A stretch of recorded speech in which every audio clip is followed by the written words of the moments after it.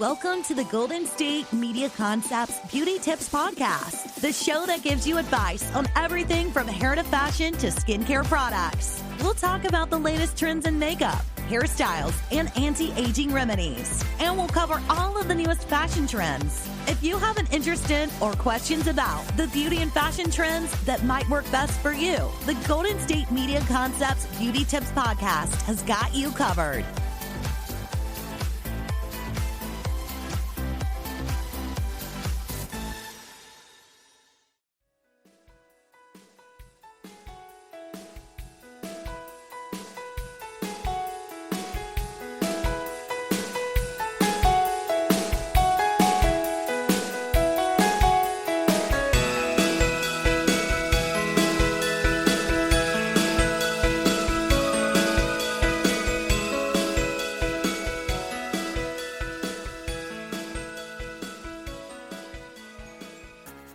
Welcome back, everybody, to the GSMC Beauty Tips Podcast, brought to you by the GSMC Podcast Network. I'm your host, Jaiden, and in today's episode, we are going to be talking about acne. Anything skincare, I want to talk about it. We're going to be talking specifically about body acne, some of the causes, and some of the different ways that you can go about fixing it. I also want to talk to you guys about exfoliating because I kind of realized that, there's a lot of rules to exfoliating to make sure that you're doing it right. So I want to talk to you guys about it because it's very important, and if done wrong, can be incredibly damaging. Then I also want to talk to you guys about my skincare routine. I realize that that's not something that I've put out there into the universe yet. And I think it'll be really interesting to kind of go through my actual skincare routine so I can see maybe what is working, what's not working, and we can have a fun little chit chat about it.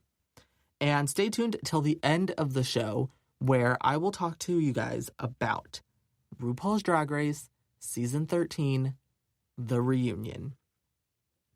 I have a lot of thoughts. There's a lot to cover, so let's just get right into it. Starting off with body acne. Body acne is something that I personally have struggled with for a very long time. I want to say since I was 12 years old, right around puberty is when I started getting body acne. In terms of problem areas for my body acne, I would say probably my back, maybe my shoulders, or my shoulder blades towards the back. But it's nothing crazy. It's nothing concerning or anything that makes me feel like I need to go see a doctor. But it is still something that I do get insecure about sometimes. Sometimes going to the beach or, I don't know, having intimacy time with somebody else. It's just not one of those things that I want to have to worry about. And because of that, I'm trying to take active steps to solving the things that make me insecure, right? Because it's 2021. I'm all about me. All of the ways that I can improve myself, I am all about it. I'm going to the gym. I'm eating healthy, relatively speaking, not really. Going to the gym, working out, trying to stick to a routine, trying to be productive, and trying to do things that make me happy, right? So let's start with some of the causes of body acne. Anything can cause acne. There are so many different things that go into play when it comes to acne. I've heard rumors that based on what you eat can affect the acne on your face. And I guess to an extent, yes, I can see that, but I would have to do further research on that because I don't know how true that is. When it comes to body acne, it doesn't really, I don't want to say it doesn't matter, but it's not as important to watch what you eat. Meaning, if you eat like trash, you're not going to get more body acne. However, you could potentially get more acne on your face. I know that certain doctors or certain websites that you go to will tell you certain areas, like if you eat too much greasy food, then you'll have a lot of blackheads on your nose. Or if you eat a lot of salty foods, then you'll have a lot of acne on your cheeks. Just like stuff like that. And when it comes to body acne, that rule doesn't really apply.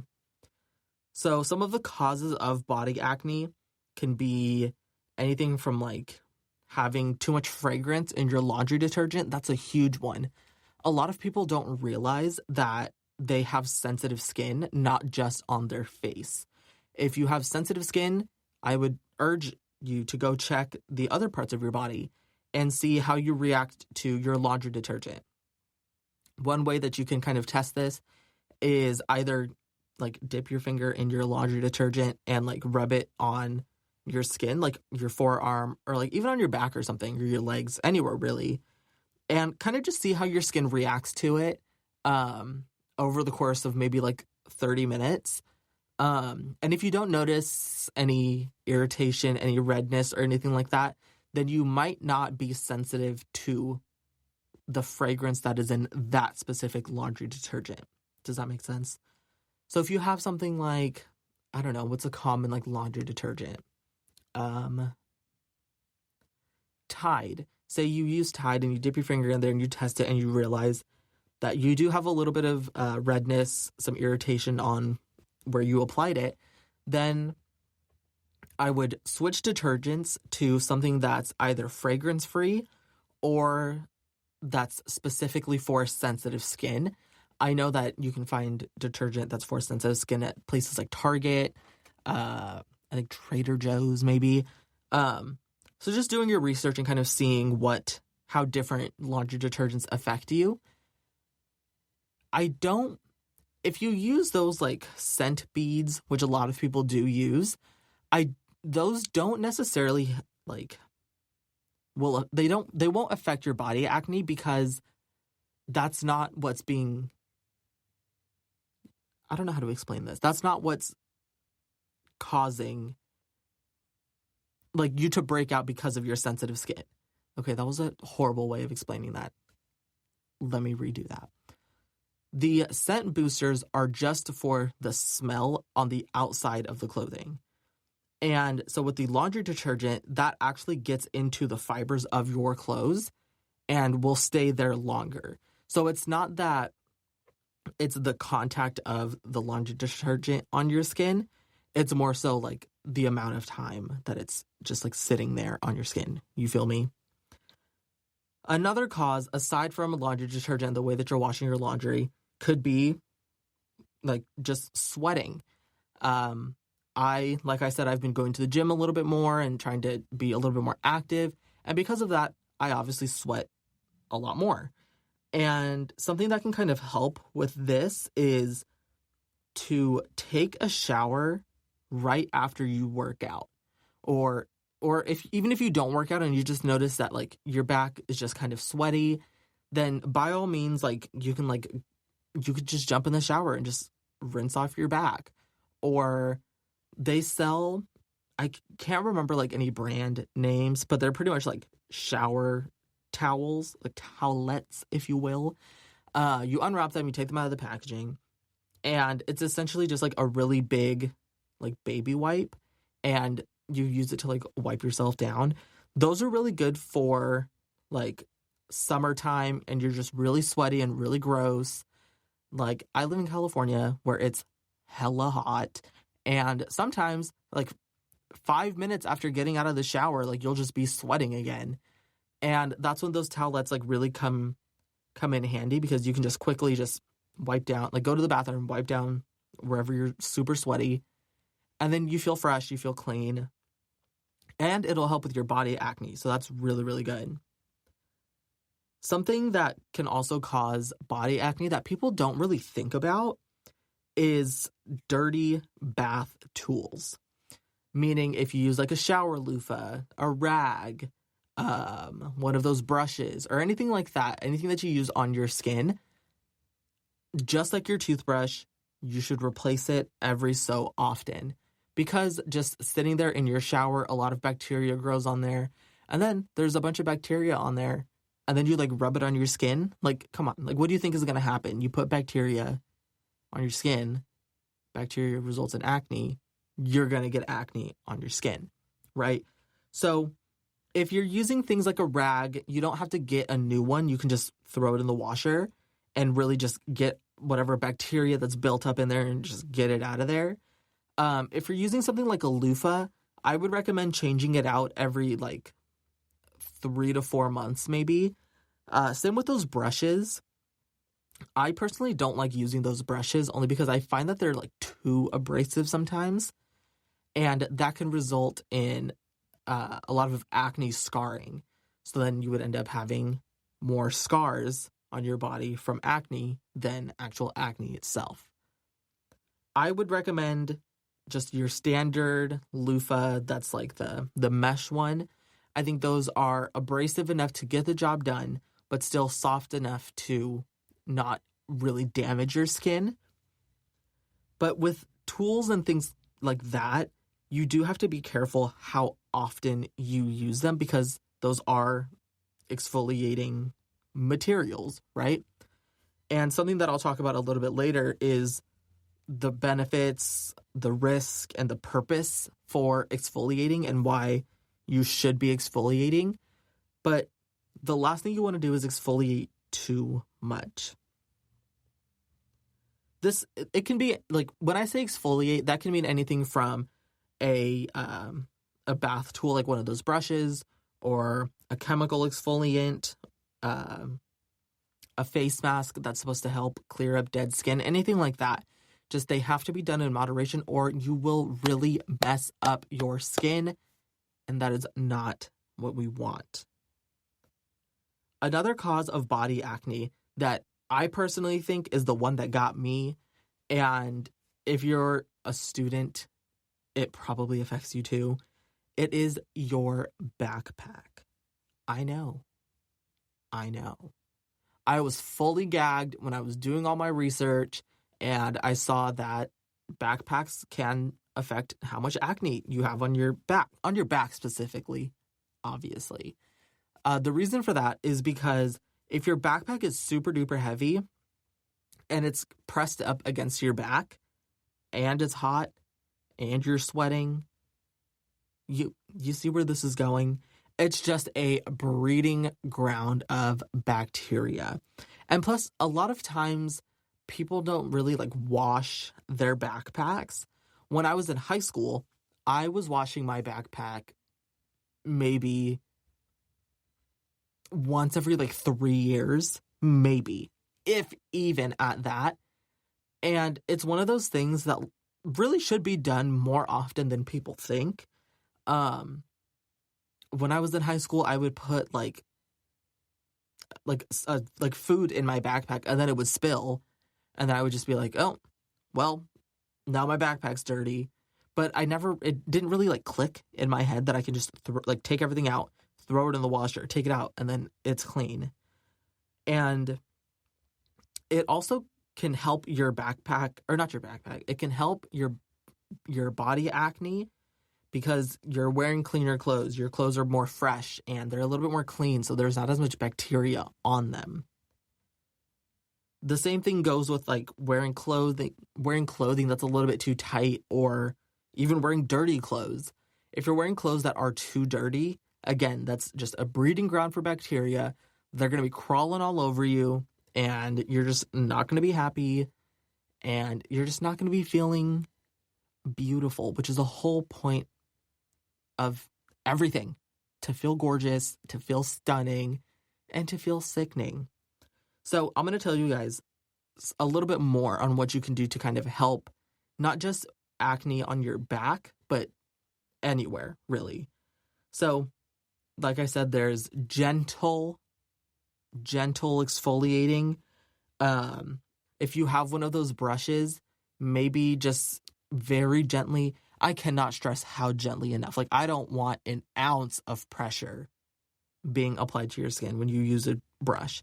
And say, I'm going to use your back, for example. If you struggle with back acne, then you would just take a brush, dry. I wouldn't recommend doing it wet because when it's dry, it really just gets the dead skin, just flakes them off, right? So you just dry brush your back maybe 2 to 3 times a week, depending on how bad your acne is. And with proper moisturizing and just general care, eventually you'll kind of see it either get better, or if it doesn't get better, I would recommend you go talk to a professional. Another thing that you could do is there are body scrubs that are chemical exfoliants as well, meaning like imagine like a sugar scrub, but it also has like AHA and BHA in there, so that it really helps like get down to the nitty-gritty of your acne and really just lift up all of those nasty bacteria and just dissipate them so that your skin is fresh and clean.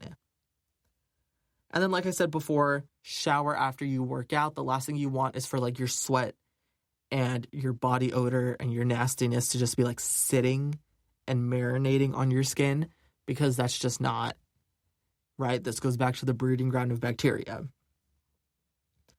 And last but not least, moisturize. That is the end-all be-all of most things. Moisturize. Dry skin has a lot of issues and a lot of problems to it. And by moisturizing, you can really help. You can help your body, you can help your skin, and your skin will thank you. So just please moisturize and exfoliate carefully. Speaking of exfoliating, stay tuned for after the break, where I want to talk to you guys about everything that has to do with exfoliating. Everything from the risk to the benefits and to the purpose of it. So stay tuned, because you will not want to miss it. The GSMC Life and Happiness podcast takes you on a journey of exploration. We'll discuss tried and true methods alongside the latest trends of how to best live your life to its fullest and happiest. From psychology to meditation, science to self-help books, the GSMC Life and Happiness podcast will help you to discover what makes you happy and how you can live life being the best you possible. Download the GSMC Life and Happiness podcast on iTunes, Stitcher, SoundCloud, Google Play, or anywhere you find podcasts. Just type GSMC in the search bar.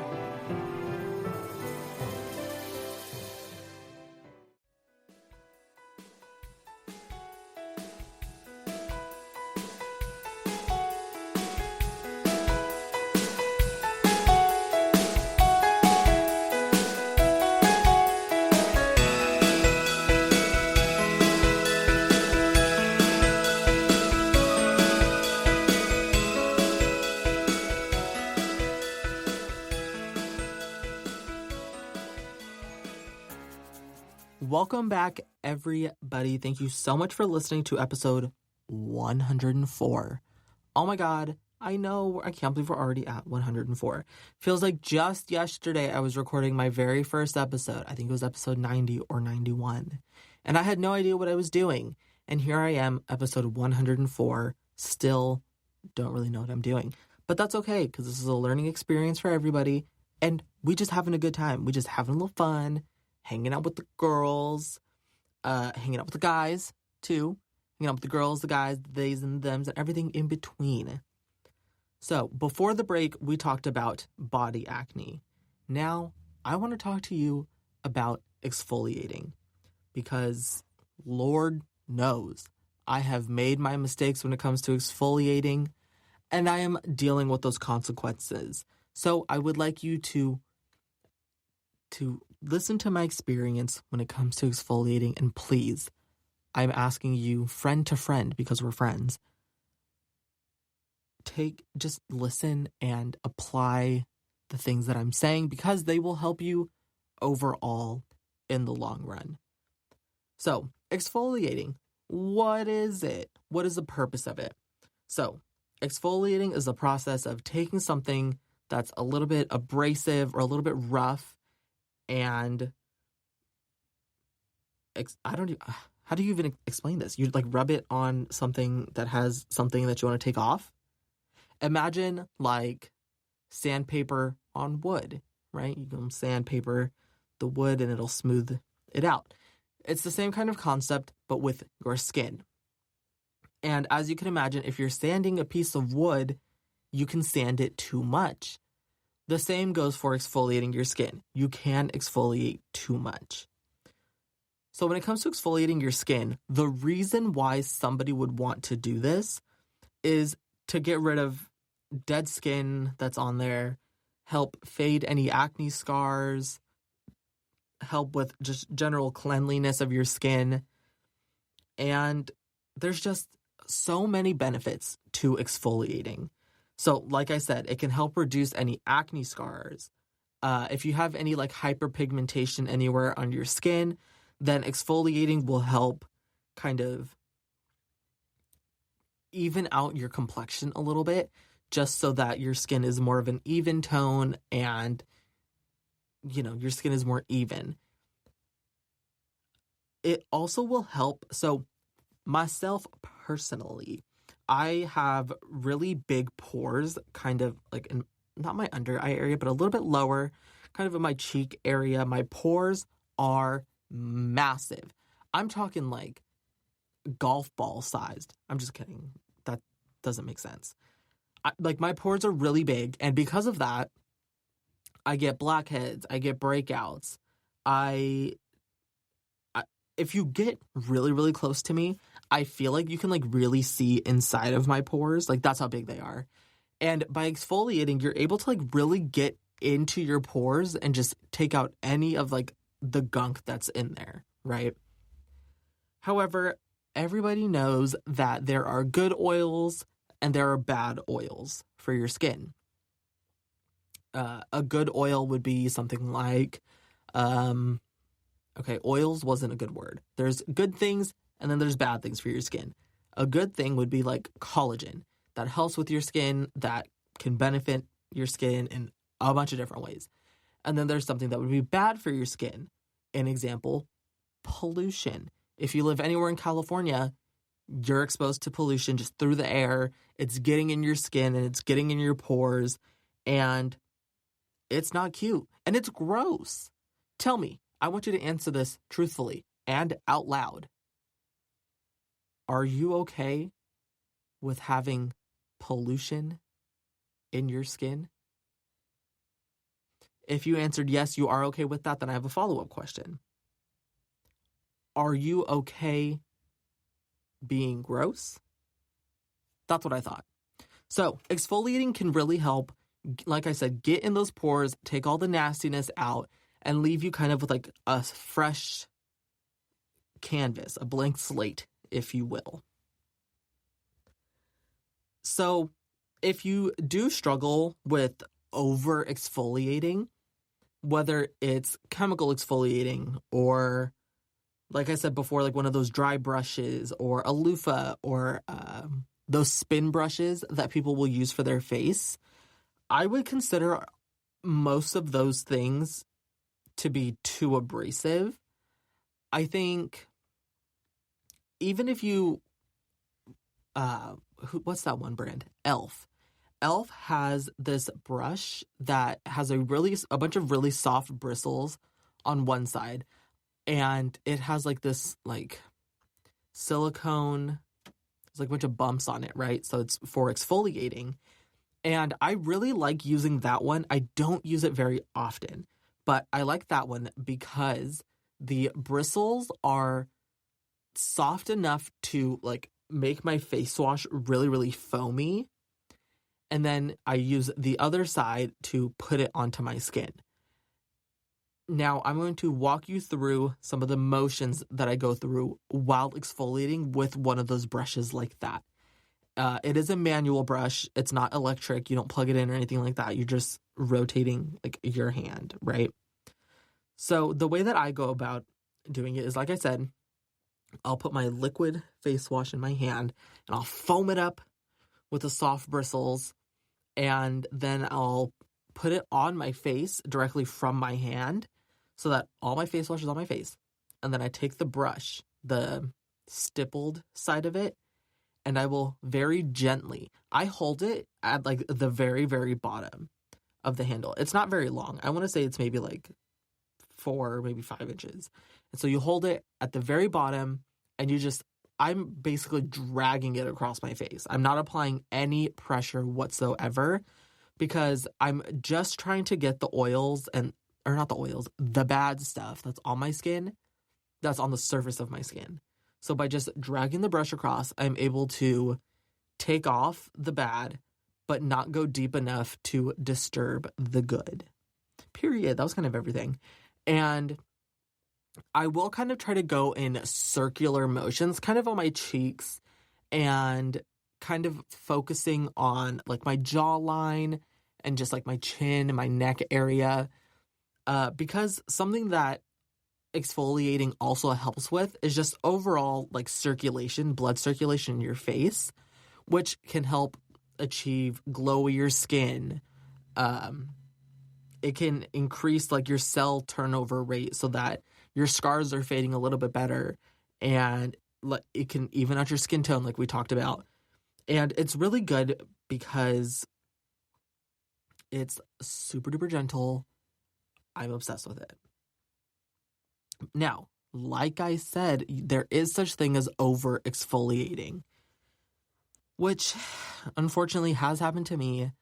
It's one of those things that only has to happen once, and then you're like, wow, I never want that to happen again, because it's a horrible experience. For me, what happened is 2 separate occasions, and I know I said it only has to happen once, but I was convinced that I was just built different. Clearly I wasn't, because it happened twice. So the first time, I was using one of those electric spin brushes on my face.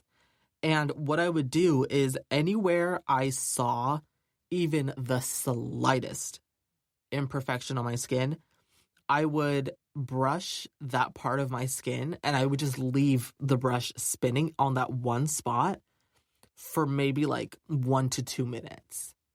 And I would just like do that to like the problem areas. I put that in quotes because I was like 13, 14 and my entire face was the problem area, right? So then I'm just sitting there like really, really intensely exfoliating my face every single day.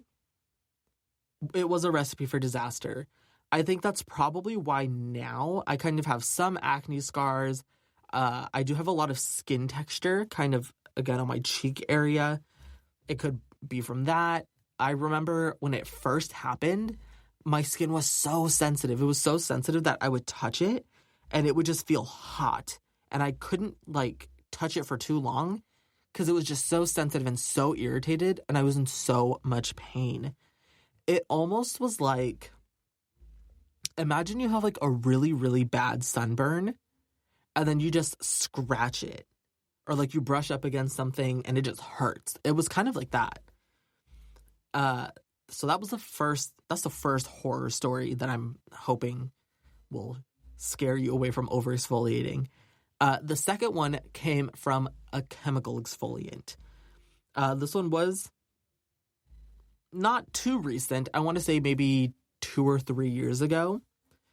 And what happened is something similar, right? Because I just don't, again, built different, right?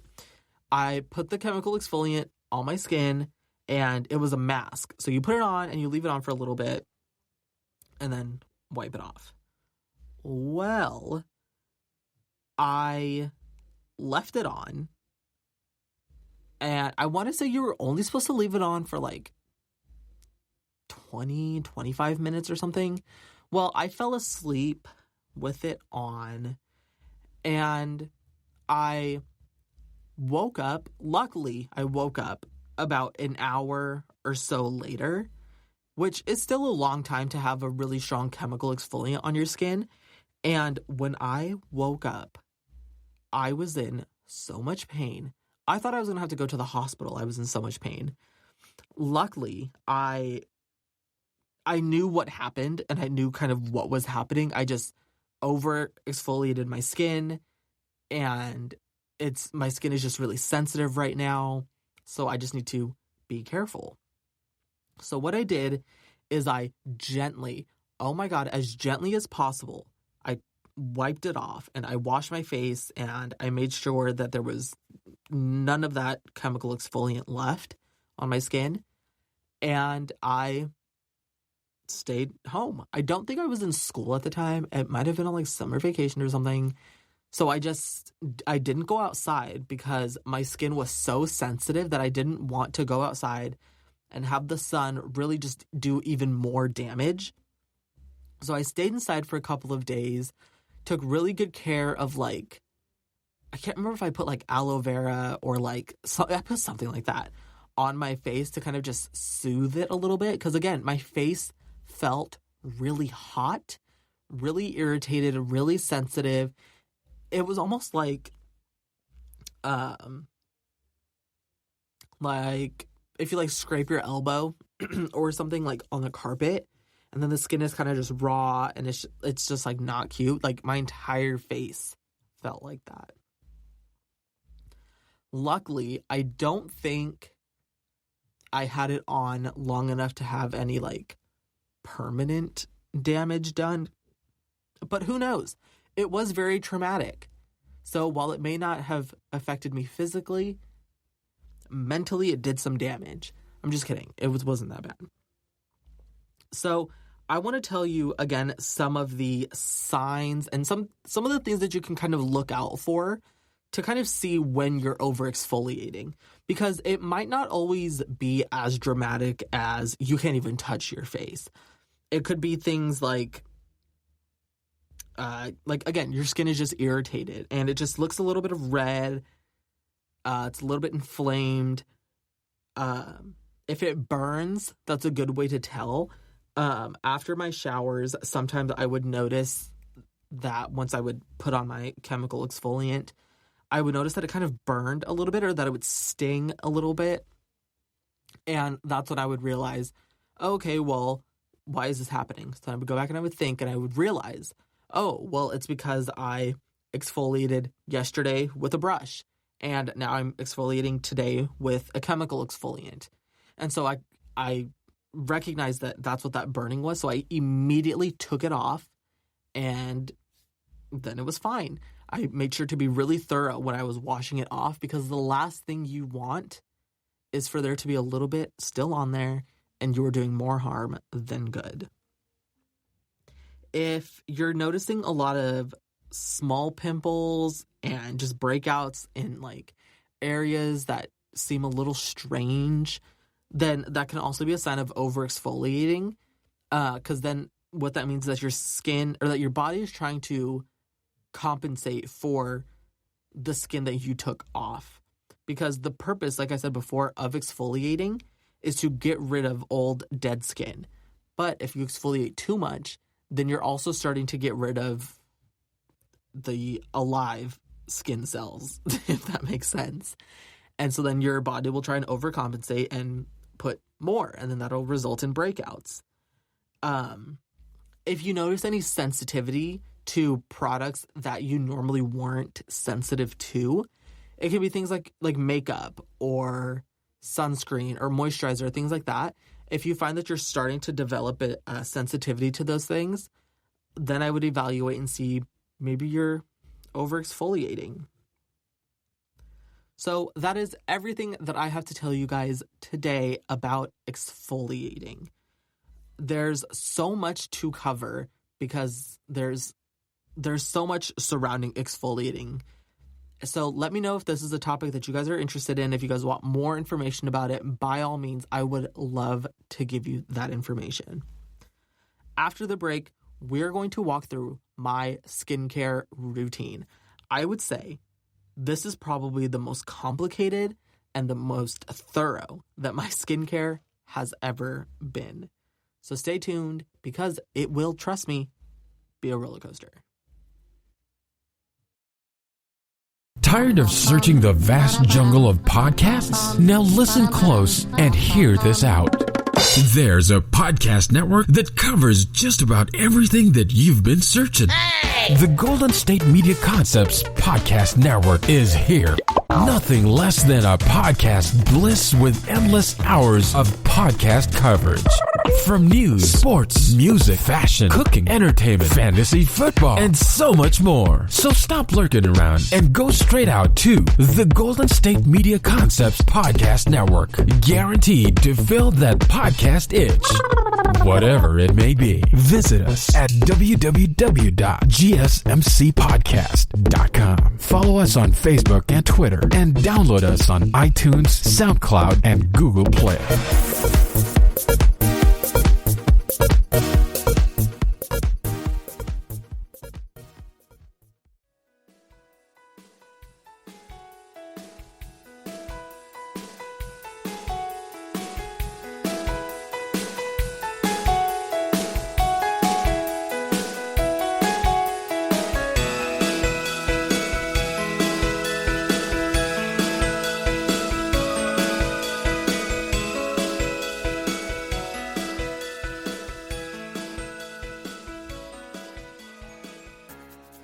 Welcome back, everybody, to episode 104. Period. We love to see it. So, we've talked about body acne. We've talked about exfoliating. And we've talked about a lot of things skincare. However, one thing that we have not covered is my skincare routine. I wake up in the morning, I put on my silly little clothes, and I come here and I record this podcast. And I tell you guys all of these things about skincare and all of the things that you guys should do, my recommendations, and just I tell you guys even the things that I would do. But now is the ultimate test. Do I listen to my own advice? Am I applying the things that I research? I would say yes. I would say I do a pretty good job of that. I do. The research that I do, I kind of try to have it apply to everyone. And so there are certain things that don't necessarily apply to everybody. And that's kind of where you really do have to have a good understanding of your skin, as well as just general skincare. Because then once you understand the rules, then you can kind of start to break them. You feel me? And I feel like now I'm finally at a point where I have a good skincare routine. And I'm starting to see, like, really good results. And I'm very happy with it. And so I want to remind you that what works for me might not necessarily work for you. Everybody's skin is different. And there is no, there's no one universal product that is going to work and affect everybody's skin the same way. These products are just what I have found that works for me. I'm not being paid by any of these skincare brands. I really wish I was, because I love them. They truly have changed my life. I would say if you've had a negative experience with any of the products that I'm going to be naming, I'm curious, and I do want to hear about it, because I am curious to see how these products affect other people, because I'm looking at the list of the products I have in front of me, and they're in like the chemical exfoliants that I use, I would say are a relatively high percentage of the chemical that does the exfoliating. And I imagine that somebody with more sensitive skin probably wouldn't react as well to something like this.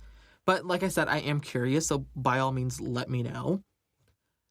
So I have two different skincare routines. I have a morning skincare routine and a nighttime skincare routine. Now, this is where my skincare routine is tailored to me.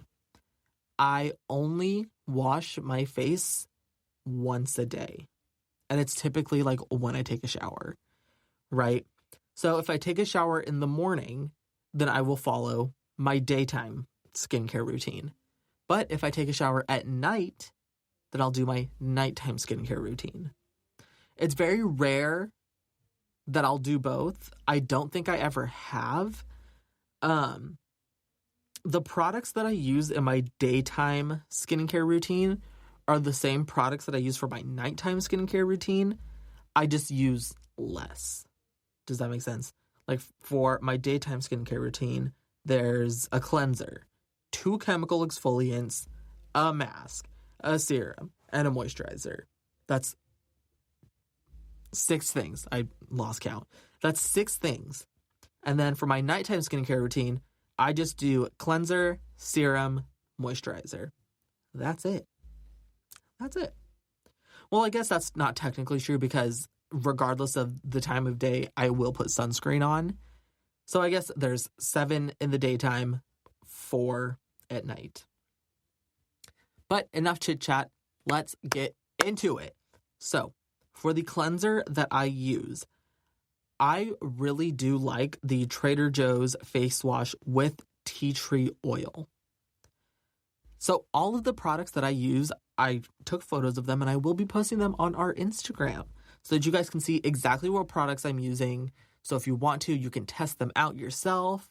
Or if you have tried the product and you didn't really like it, you can let me know. So I really like this Trader Joe's face wash with tea tree oil because I have really oily skin and I don't want to strip my skin too much. So that's why I don't use face washes that are for oily skin because I find them to be too stripping. And as the younger you are and the more oil your skin has, then the less fine lines and wrinkles you'll have when you're older. Does that make sense? I will say that again. The younger you are and the more oily your skin is, the less fine lines and wrinkles you'll have in the future. Because obviously your skin is moisturized, it's able to keep that kind of elasticity.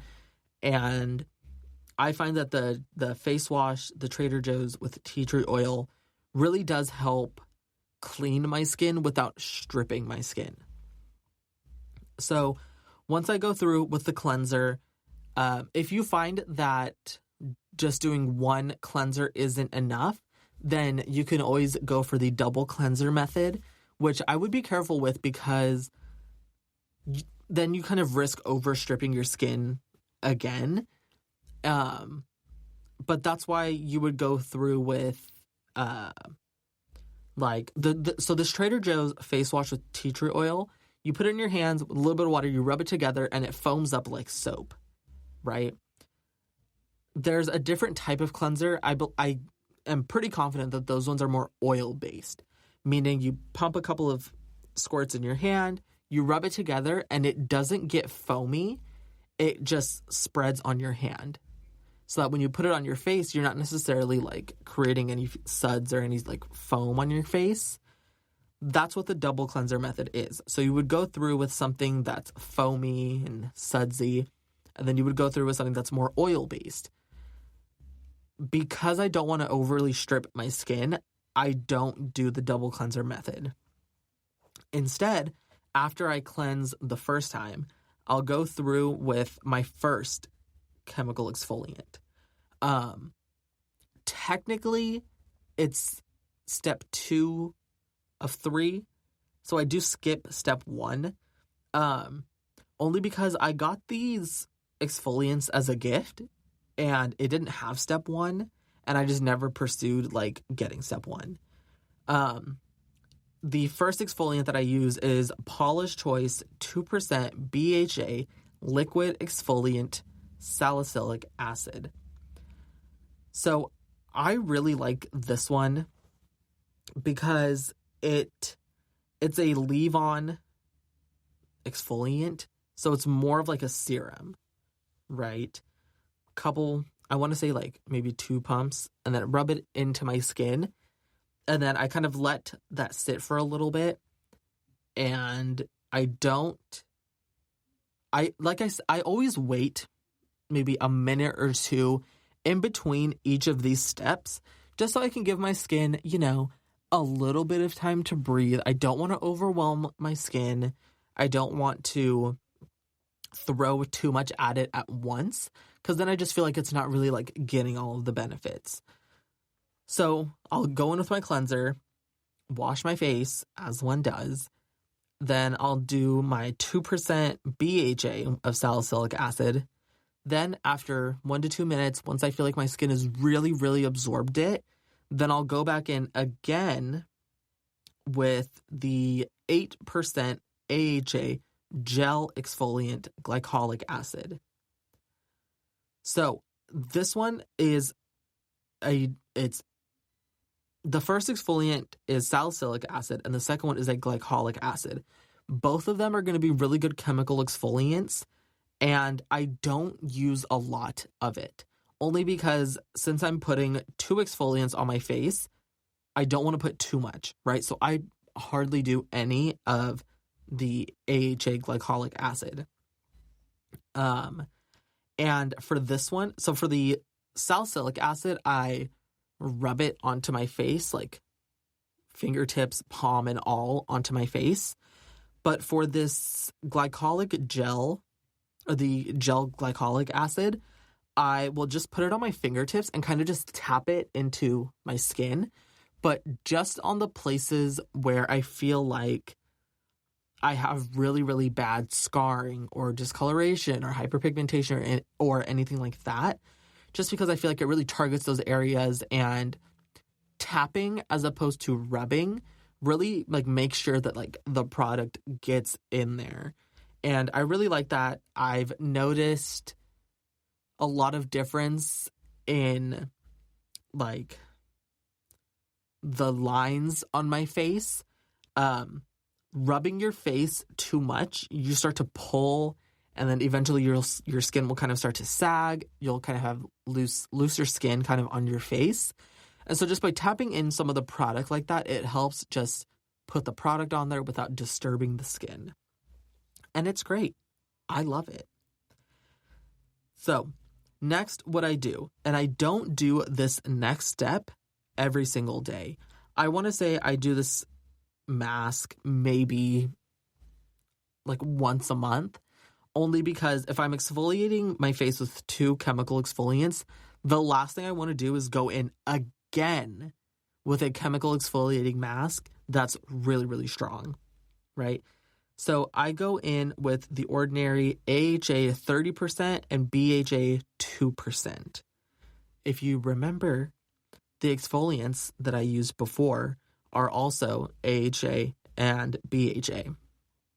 So in total, I would be using 38% AHA and then 4% BHA.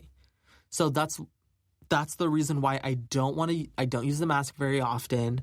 I'm very, very careful with how long I leave it on. The chemical exfoliant burn story that I told you earlier, that wasn't from this mask. I can't remember which one it was. I would love to tell you, but I really just don't remember. I leave this one on for maybe 10 minutes, and I see a lot of people online, they'll kind of like, it comes in like a dropper, and they will put it all over their face, and it looks like they like dunked their face in like pomegranate juice. And that's entirely too much. It's a waste of product. Like, don't do that. Just put a little bit on, no more than 10 minutes, and then take it off. And trust me, you will notice a difference. Because the percentages of the chemicals that are in there are so strong, you really are able to see results pretty quickly. But because of that, you do have to be careful, because these are really strong, potent products. So just be careful. Take it slow. Don't be afraid to experiment with these products. It'll be okay. So once I do the mask, I will take it off, typically after about 10 minutes. And that's when I go through my serums. So the very first one is the niacinamide 10% and zinc 1%. I will use that one only on my nose and my cheeks, because I've found that this one really does a good job of kind of minimizing the appearance of my pores, and I feel like it kind of just hides them a little bit better. So that just goes on like the middle section of my face. So the bridge of my nose and like my cheeks, kind of like where I would put my blush, my highlight, things like that. Next, what I'll do is I'll go through with the ordinary, the buffet serum, which there's a bunch of stuff in there. I can't remember off the top of my head what all is in there, but I put that one pretty much everywhere else. That one goes on my forehead, on my temples, kind of on my lower cheeks, like around my mouth, like my lips and sideburns and places like that. Because there's so much good stuff in there, I really do want to treat my skin as nicely as possible. And that's why I pay so much attention to where I'm putting things, because not every spot on my face needs the same treatment. Does that make sense? So once I go through with all of my serums and my face is all nice and serumed up, I guess, I will finally go through with my moisturizer. Now, my moisturizer of choice is going to be the Trader Joe's Vitamin E Oil Blend. If you can't tell, I really like Trader Joe's. I really like this because, like I said, I already have oily skin. So what I do is once I get all of these steps done, I'll put the oil on my face. I'll go through with my jade roller. I find that it doesn't really do much. I just like the way that it feels because it's cold and I take hot showers. And I'll put the jade roller over my face and I'll kind of focus the jade rolling on my jawline, only because I'm kind of obsessed with having a really sharp jawline and I unfortunately don't have that, but I'm working towards it and the jade roller does help. So I have vitamin E oil on my face and I am slick. Like my face is dripping with oil, but the good oil. It's good. It's what we want. So what I'll do is I'll let the vitamin E oil sit on my skin for maybe about 5 minutes and really just let my skin rest for a little bit. Just let it breathe, right? Let it soak up all the nutrients. Then I will go through with a paper towel and just blot off the excess. And then I'll go through with sunscreen and SPF 30. And then boom, we're good to go. So that's just my daytime skincare routine. The nighttime one is pretty simple.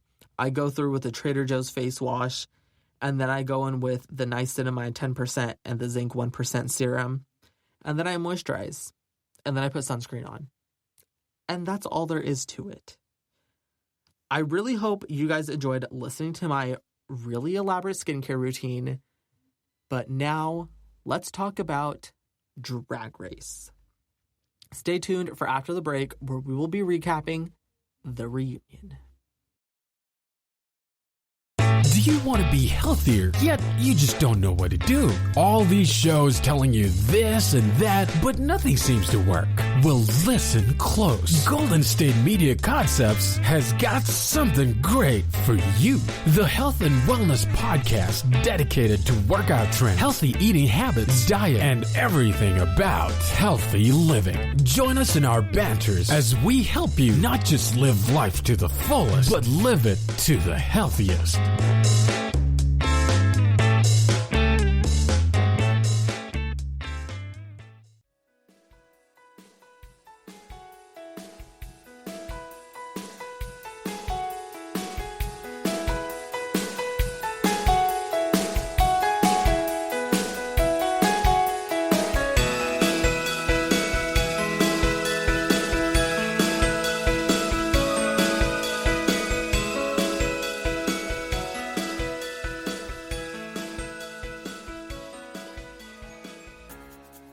Welcome back, everybody.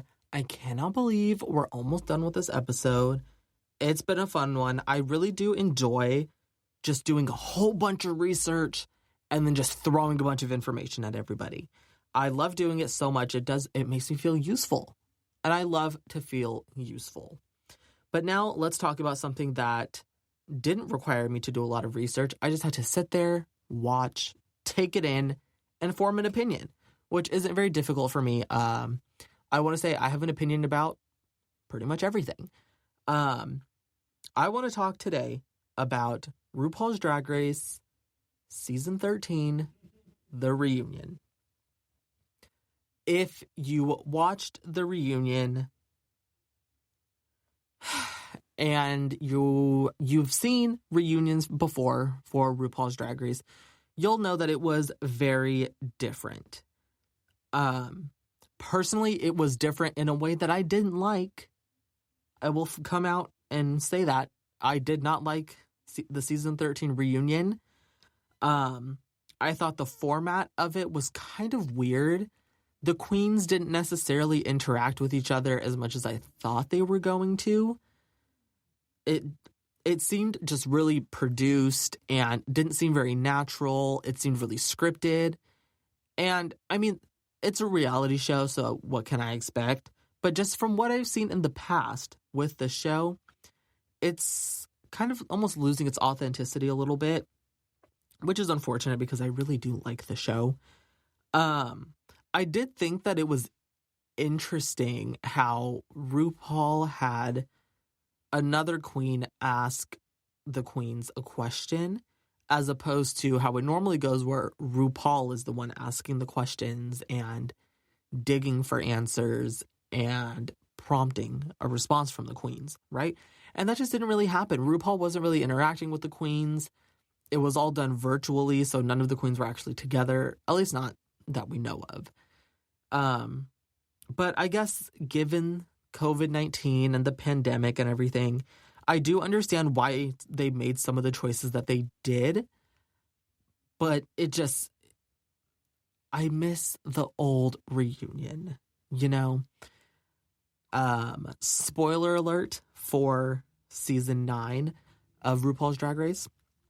I want to say season 9 was probably the last good reunion. There was a whole lot of drama.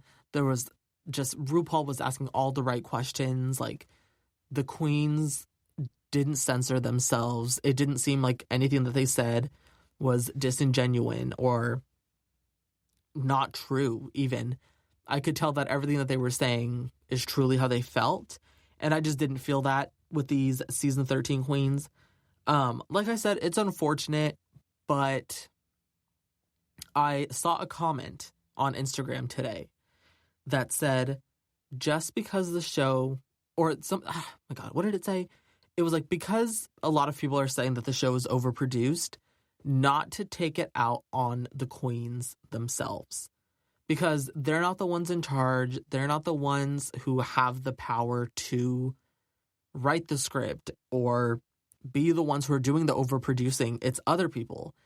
So I just want to come out here and say that I love all of the queens from season 13. I don't know any of them personally. I only know from what I see on TV and what I see on social media, and I enjoy them. The production team for RuPaul's Drag Race could use some work. I don't want to say I hate you, but we are getting there. So that's unfortunate. Something that I did like about this reunion, however, was that each queen was given the opportunity to film, write, record, produce, I guess, their own music video. For it could either be an original song, they could be lip syncing to somebody else's song, but they had full, as far as I know, they had full creative control over their music video. And I have some awards that I want to give out for these videos.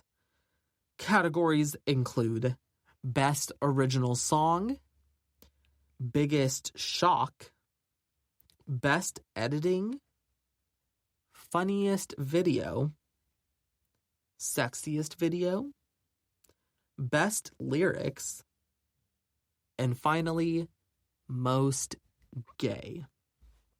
So, Best Original Song, as you can imagine, some queens were able to either lip sync a song that was made by another artist, or they can write their own song and make their own music. Which is something that a lot of drag queens who appear on RuPaul's Drag Race, it's something that they do quite frequently. Something that I've noticed about drag queen music is that it's very electropop, high energy, like it's really like club music, right? Because drag queens are mainly like club performers. So if they're going to perform their own music, it just makes sense that it would be to feel like, for the song to feel like a club, right? So best original song. If I can just get a drum roll. There's no drum roll. I'm just like, you know what I mean? Best original song goes to La La Ree. The reason why I really liked La La Ree's original song is because it's something that I personally would listen to just day to day, because it didn't necessarily feel like a drag song. It more so just felt like a typical rap that like Megan Thee Stallion or like Sweetie or I don't know, whoever else. It just sounded like a classic like female rap song, which I absolutely had time for, because if you know me, you know that I am a sucker for female rap. I love it so much. Female rappers, I feel like, just don't get enough recognition, and I don't like that. But what I did like was La La Ree's song. Up next is going to be Biggest Shock. The reason I made this category is because I just wanted, like, I had certain expectations from certain queens, and some queens met those expectations, and some queens didn't meet those expectations. But Biggest Shock refers to somebody who met my expectations as well as, like, exceeded them. So, Biggest Shock goes to Elliot with 2 T's. All right, don't click away. Please keep listening. Allow me to explain. Elliot with 2 T's does not have, I don't know how to say this, like, correctly. Elliot with 2 T's, okay, the RuPaul's Drag Race fan base doesn't like Elliot with 2 T's as much as they do the other queens, which happens sometimes. And personally, I wouldn't say that I'm gagged over Miss 2 T's. However, I was kind of shocked with this video that Elliot made, because I knew that Elliot was a dancing queen. She didn't let us forget it. But I don't know. I don't know if it was the song choice paired with the choreography, paired with like the outfit or anything like that. But I was just really surprised. I thought the video was really well done. I really like the song. I don't think it's a new song. I feel like I've heard it before in the past. And the choreography was, from what I can remember, it wasn't complicated, but it was complicated enough to where I could be like, okay, well, I can see that, like, having, like, dance experience does make this easier, but it doesn't, like, give you a huge advantage, right? It's a type of dance where, like, I probably couldn't do it, but if you have dance experience, it probably wouldn't be hard for you to do it either. So yeah, Elliot with 2 T's, I was pleasantly surprised with that video. I am curious to hear what other people think of it, only because I'm curious to see if people are able to, how does that saying go? Separate the art from the artist. I'm curious to see if people are going to say that they didn't like Elliot's video just because they didn't like Elliot, or if they're going to say, yeah, I like Elliot, but I didn't like the video, or I don't like Elliot, but I do like the video, right? I would say, in terms of my, how much I like Elliot with 2 T's, I mean, she's fine. I've seen some questionable things online, but I don't want to base my opinion about this person based on something that I haven't really seen proof of. They've all just been, like, you know. Anyways, I don't want to talk about that. So, the next category is going to be Best Editing. Some of the videos were a little bit more complex than others in terms of editing. Some had a lot of editing. Some had not so much editing. But when I say editing, I'm specifically referring to things like cinematography, special effects, camera angles, like things like that, right? So I guess like best editing could also be like best like videography skills or like something, right? So best editing is going to, drum roll please, the crowd goes wild, Denali. Denali, girl, let me tell you, every single time you would post a video of you ice skating on YouTube, I ate it up. You could be doing like, you could just be standing there. But just like the fact that you're just on ice, in ice skates, in drag, like that's incredible. I'm a huge Blackpink fan. I love the song choice. I loved the video. The reason why Denali won Best Editing is because of those little like edited like in post kind of special effects that were in there. I don't know what they're called. They're like the pink like highlight things that kind of just like accentuated like kind of the movements that she was doing. Like she would point and then there would be like a pink highlighted thing at like the end of her fingers. Like things like that, right? It really just added and really made the movements that she was making just a lot more dramatic and a lot more crisp. And I didn't really see that kind of editing with the other queens. However, I watched the reunion with my roommates, and something that they brought up was that the editing kind of looks, I don't necessarily want to say sloppy, but it does look a little bit like homemade, right? And so I'm curious to know if the thing, like those special effects, if Denali did that, or if she commissioned somebody else to edit that video, right? Only because then that does kind of change things, right? I did this ranking or this award under the assumption that Denali is the one who did that editing. So Denali, if you're listening, which if you are, let me know. If you did do that editing, 10 out of 10. I love it. I love you. I'm obsessed with you.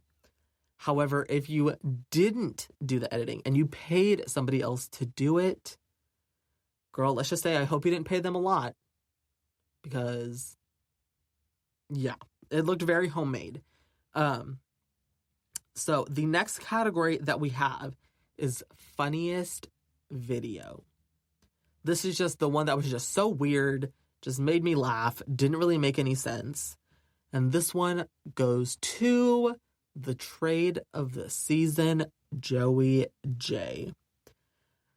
Joey J played the, recreated the looks from NSYNC, and it was edited so that all members of NSYNC were together, but Joey J played all of them. I thought it was really funny. It was interesting to watch. I definitely wasn't expecting it, but I also wasn't really, I don't know. I just kind of had low expectations in general for Joey J's video, only because I feel like in the show, we didn't see much of Joey J. And that's okay. So, I do want to save the rest of these awards for when we talk about the finale, which will definitely be in the next episode that I do for you guys. So, with that being said, it is time to end the show. Don't be sad. Don't cry. It's okay. This is episode 104. You know what that means? There's 103 episodes before this that you could listen to. And if you finish 103 episodes before the time, or hello, if you can finish 103 episodes before I can post the next episode where I talk about the finale, you deserve an award. Maybe not a cash prize, but you deserve definitely something. So if you enjoyed this episode and you are listening to this on Apple Podcasts, make sure you subscribe, leave us a 5-star review, comment something nice. Let me know how you felt about this week's episode. If you're listening to this on YouTube, make sure you hit the like button, make sure you subscribe, comment what your favorite color is. I'm curious what your favorite color is. Mine is pink. Hello, like a hot pink. I'm just so gay. I just really love pink, right? I will see you guys in the next episode. Thank you for listening. You've been listening to the Golden State Media Concepts Beauty Tips Podcast, part of the GSMC Podcast Network. You can find this show and others like it at www.gsmcpodcast.com. Download our podcast on iTunes, Stitcher, SoundCloud, Google Play, or anywhere you find podcasts. Just type in GSMC to find all of our shows from the GSMC Podcast Network, from health and wellness to entertainment and life and happiness to sex and relationships. You can also follow us on Twitter and Facebook. Thank you, and we hope you have enjoyed today's episode of the Golden State Media Concepts Beauty Tips Podcast.